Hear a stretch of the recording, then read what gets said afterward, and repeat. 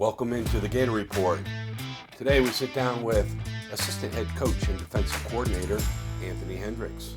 Welcome in, Coach. I thought your story was particularly cool because you're a former student here, former football player here, and you played football after high school too, right? Yes, sir. LaGrange College. Yeah. So what inspired you to go into coaching? It's a lot of wanting to give back. Okay. Wanting to give back to the community I came from and really wanting to have that impact on kids Sure. and on the players. And I know how much coaches impacted me growing up. My dad's been a high school baseball coach for, 25 years now. So 30 coaching's years. kind of in the blood. Yeah, so it's in the blood, and I saw the impact that he had on kids. What do you remember most fondly about playing football at Land O'Lakes? The Friday nights. the Friday nights, Yeah. The atmosphere being here. Always had a huge student section. And You played another sport as well, though. played basketball. Yes. Okay. And your experience as a two-sport athlete, how did that influence your coaching philosophy? That was one of the best things that I think I did. Okay. Was play two sports, and I thought it was one of the most fun parts of high school. And summers were really busy, year-round was really busy. But I wouldn't trade it for anything, and that's kind of translated over where our players are going to go play basketball, they're going to go wrestle, they're going to go run track or play baseball or whatever that second sport is. And I've always tried to really encourage them that that's one of the best things you can do in the off season. You went on to get your master's degree Yes, at USF. yes.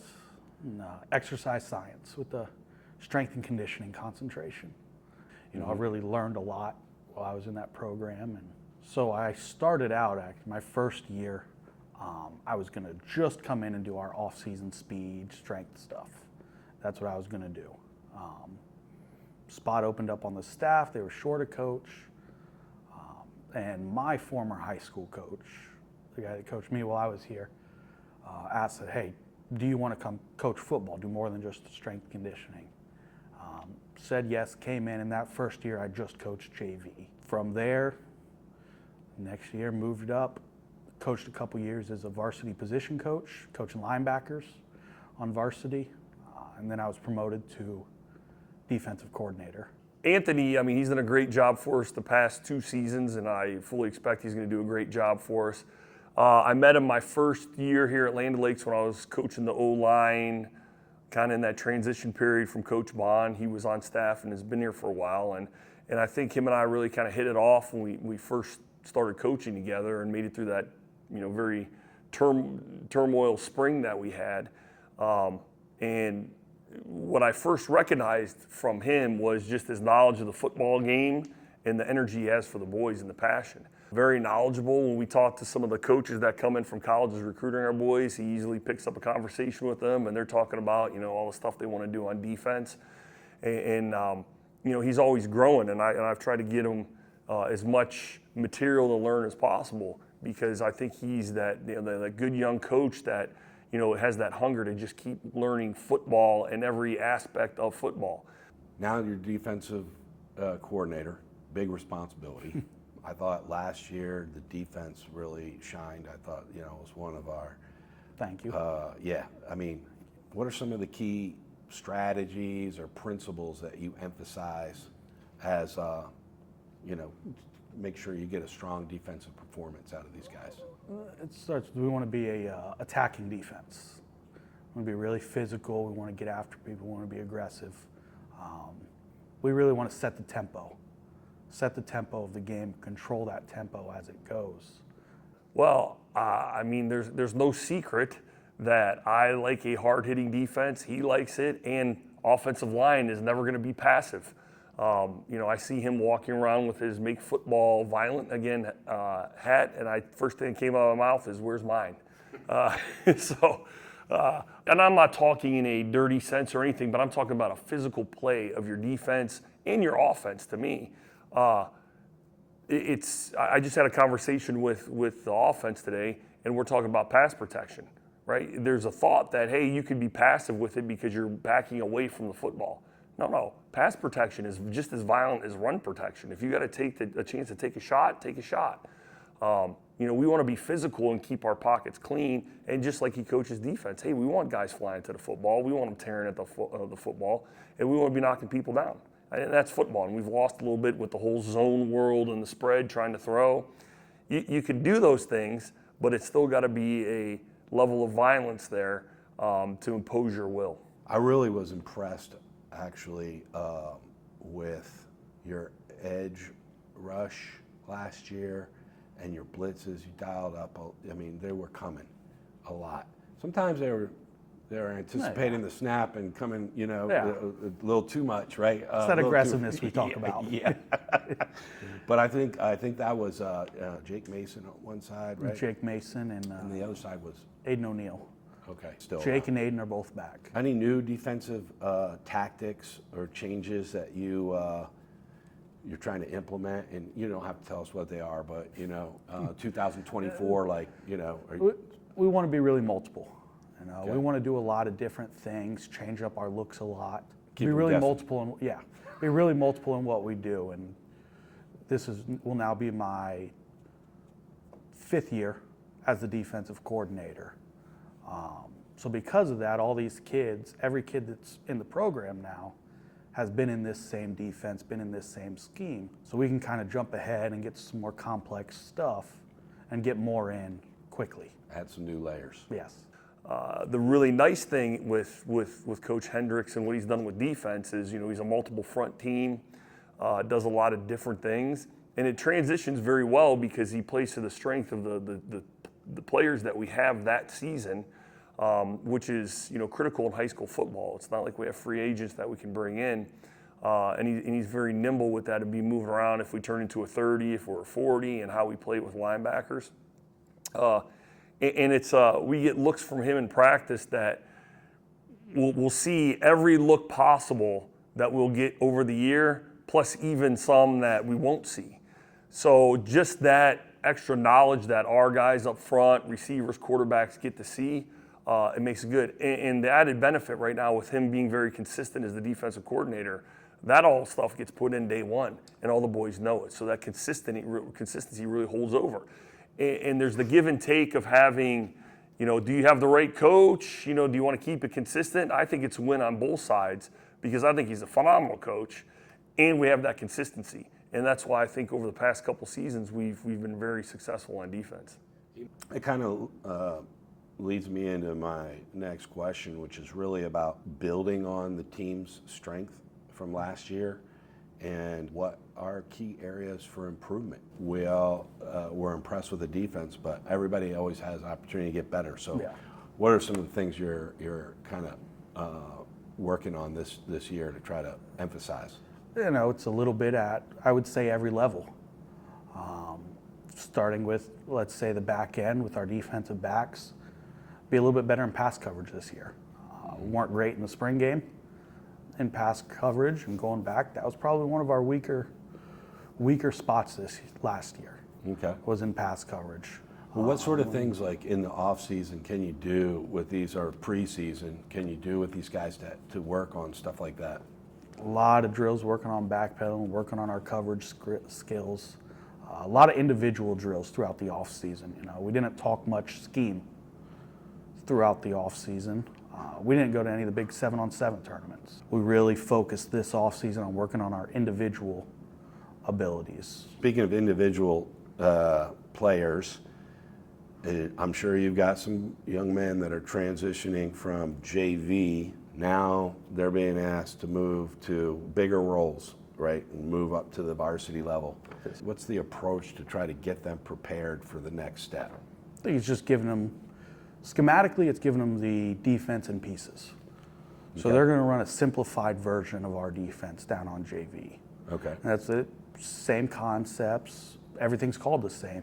It's just a little bit scaled back from what we do at the varsity level. So they start out there, they get their really simplified version of it, and then they can grow, and when they get to varsity, there's only a little bit left for them to learn. And then from there, it's just adding in the skills part of it, the individual part of it. Techniques, Yeah. hand placement, and all that kind of stuff. Okay. Getting a little bit more fine-tuned with that, where it's more general. When they're younger, we get a little bit more fine-tuned, a little more particular about what exactly we want on the varsity level. Gotcha. Any emerging talents, things that people that we should be watching for something new, and it's going to be a breakout year for some of these guys? Look for our two edge rushers that we talked about earlier to have a big year. Jake Mason and Aiden O'Neill playing defensive end. Look for them to have a big year on the edges. Look for Mason Clark. He's another returning starter to have a big season at linebacker, kind of anchoring our defense there from that outside linebacker position. So he's coming back? He is. Okay. Yes. I had heard that he was riding dirt bikes or something. Yeah. He had a little fun in his off season. Okay. We talked about the two-sport thing. Yeah, for sure. Well, that's great. That was his second sport. So. Yeah, that's great news. He's here. What do you see as the biggest challenges for your defense 2024? I think we play a lot of really good teams this year. I think we've got a pretty tough schedule. Yes. I think we're going to see some good offenses. Yeah. I think it's more of an every week, going in with that respect for our opponent. Everybody that we play is going to be good. Yeah. There's not going to be any weeks off this year. I agree. It's going to be a challenge for sure. The big challenge that maintaining that level for 11 weeks from preseason to the last week of the regular season, and then continuing that on to the playoffs. Well, you're just leading me right into my next questions, because I was going to ask you, how do you motivate the players to stay resilient and focused during tough games, during tough periods, tough halves, tough quarters? That can be a challenge, because we know that a lot of times it's attitude. And I've talked with Coach Goodspeed about, last year throughout some challenges, there's been times when you would think it would deflate a team, right? But they came back unfazed and played their game. So how do you motivate these guys? What do you, trying to... We actually talked about that a little bit today in our defensive meeting that we had just a little bit ago. Talked about playing with the put the ball down mentality. And what we really mean by that is there's only so much you can control. In a football game, in life, in anything, there's only so much you can control.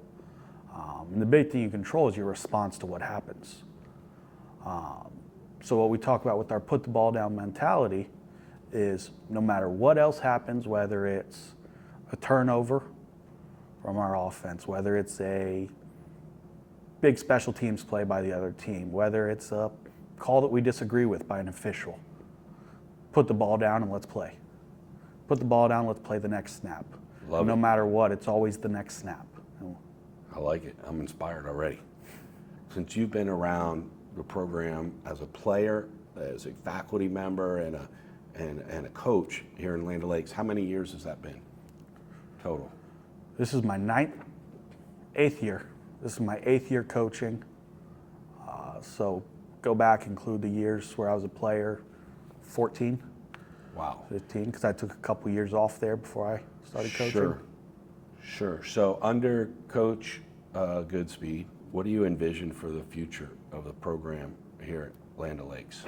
It's really started, and Coach Goodspeed talked to me about his vision from day one when he got the job. This would be going into his 3rd season, of really making a great Friday night for the boys. And that's something that I feel like I got to experience when I was here, and want to pass that on to the generations that come through. Running a first-class program in everything we do, from the team meals we get, to taking the charter buses to games, to having good equipment for everybody, and running things in a professional type of manner. Running a first-class program and creating a great Friday night and a great experience for these boys. The thing that I've been very consistent saying, this is a community football team. We're going to be about the community, and it's always great when I have those coaches that are back that want to be part of their community such as Coach Hendrix, even Coach TP and Coach Gallo. I know they're River Ridge, but it's still our area, and they want to come, coach and learn coaching and kind of grow from there. And something that I feel strongly about is helping the next coaches kind of get their foot in the door and start learning coaching. Devin and Coach TP, they came back from college, said they want to get into coaching. And so I feel real good putting TP on the defensive side of the football, and he's just absorbing everything that Coach Hendrix is saying, and who better to learn from. So that's a really valuable thing. And it's only going to keep him successful and, Coach Hendrix successful. Yeah, I think you guys are well on your way with a lot of those goals. And you continue to take away my next question, because I was going to ask you about the legacy that you wanted to leave behind, but I think you covered that pretty well. Let's talk about just what advice you might give young, aspiring coaches who want to follow a similar path that you did. The best advice I could give is to water the grass that's under your feet. So don't always worry about the next step. Don't always worry about the next step on the ladder, the next ring on the ladder. Really focus on where you're at. And if that's, I'm a JV coordinator, which was my first season, just focus on making that JV offense or defense as good as you can. When you move up and your head coach eventually says, you can be a varsity position group, worry about just making that position group as good as you can and doing what you can to help with your position group and help your coordinator in whatever position he needs. When I got the defensive coordinator job, I wasn't really expecting it. I wasn't told I was going to get it. I didn't know I was going to get it. My focus at that time was I was the linebackers coach, and my focus was on making the linebackers as good as I possibly could.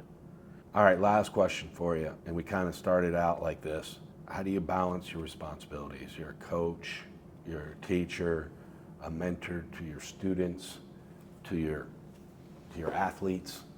It's a lot of responsibility. It takes up a tremendous amount of time. Yeah, it is a lot of time. Yeah. It is a lot of time, and there's just a lot of work to be done. I think it's really focusing on, kind of like we just talked about, focusing on the present. And when I'm out at practice, focusing on practice. When it's in the classroom, focusing on the kids in the classroom. And really focusing on the present. Wherever I'm at, wherever you're at, right. Just focus on what you're doing there and now, rather than getting wrapped up in the many different things that have to be done. Thanks, man. Appreciate it. Thank you. Stay tuned for more updates on the Gator journey this season. Don't forget to like, comment, and subscribe.